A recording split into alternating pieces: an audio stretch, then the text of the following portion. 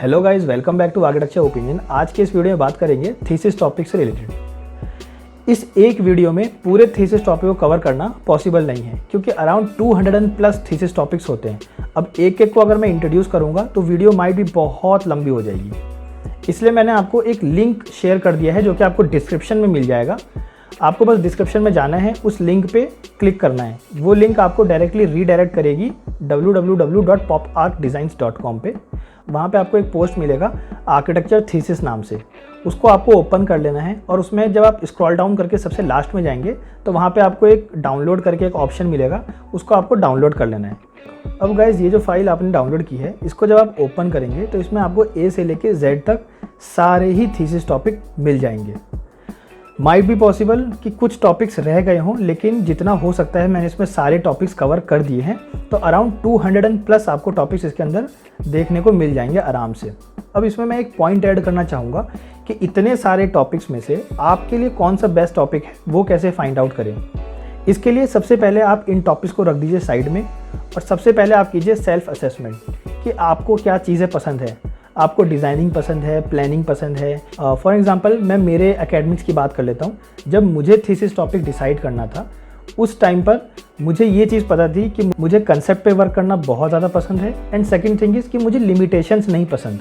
Means मुझे iconic building बनाना या एक मेजर लैंडमार्क के तौर पर इस बिल्डिंग को, इस स्ट्रक्चर को खड़ा करना ज़्यादा पसंद था। और इसी सेम चीज़ को जब मैंने डिस्कस किया मेरे गाइड से, तो उस टाइम पर मुझे मेरे गाइड ने जो गाइडेंस दिया वो ये कि आप चाहें तो म्यूज़ियम बना सकते हैं, क्योंकि म्यूज़ियम एक ऐसी बिल्डिंग है जिसमें कि रेस्ट्रिक्शंस बहुत कम होते हैं एंड सेकंड थिंग इज़ कि आप उसको आइकॉनिक बिल्डिंग बना सकते हैं एंड थर्ड थिंग सबसे मोस्ट इंपॉर्टेंट कि उस पर आप कंसेप्ट पे वर्क कर सकते हैं, क्योंकि म्यूज़ियम जो है वो जनरली आप देखेंगे एक टाइमलाइन को डिपिक्ट करता है कि इस टाइमलाइन से लेके इस टाइमलाइन की चीज़ें जो है वो आपको इस म्यूज़ियम में दिख जाएंगी। तो ये पूरा एक आप कह सकते हैं साइकोलॉजिकल, फिलोसफिकल और साथ ही साथ एक कंसेप्ट पे वर्क करने वाला एक डिज़ाइन है, क्योंकि आपको एक कंसेप्ट निकाल के उस पर पूरी बिल्डिंग को प्लान करना है। क्योंकि इसका जितनी भी शेप है, डिज़ाइन है, वो सब आपको उस कंसेप्ट से ही निकाल के डिराइव करना पड़ता है। उसमें कोई हाइट रेस्ट्रिक्शंस नहीं है, आप जितना चाहो उतना उसको हाइट तक ले जा सकते हैं उस बिल्डिंग को। तो मुझे इस टाइप की चीज़ें ज़्यादा पसंद थी। जब मैंने मेरे गाइड से बात किया तो वहाँ पर मुझे ये चीज़ पता चली।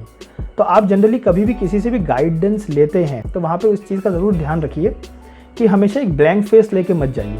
जब भी किसी से गाइडेंस लेना है या जब भी किसी से आप डिस्कस कर रहे हैं तो वहाँ पर आप अपनी स्ट्रेंथ के बारे में पता रखिए कि आपको डिज़ाइनिंग पसंद है या लैंडस्केपिंग पार्ट ज़्यादा पसंद है। जैसे कि बहुत सारे लोगों को स्काई स्केपर डिज़ाइन करना पसंद है। अब उस केस में वो डिज़ाइन बेस्ड कम रहता है क्योंकि वहाँ पे फंक्शन ज़्यादा इंपॉर्टेंट है रेदर देन कंसेप्ट। ऐसा नहीं है कि उसमें कंसेप्ट नहीं लगता है, ऐसा नहीं है उसमें स्कोप डिज़ाइनिंग का कम है, बट द थिंग इज़ कि उसमें फंक्शनल पार्ट पे थोड़ा ज़्यादा फोकस करना पड़ता है। मेरे वाले केस में जो मैंने म्यूज़ियम डिसाइड किया था उसमें वो मुझे फुल्ली सेटिस्फाई कर रहा था। अब मुझे ये चीज़ देखनी थी कि म्यूज़ियम में मैं कौन से टाइप के म्यूज़ियम लूँ, जिसमें कि मैंने डिसाइड किया था वॉर मेमोरियल लेने का।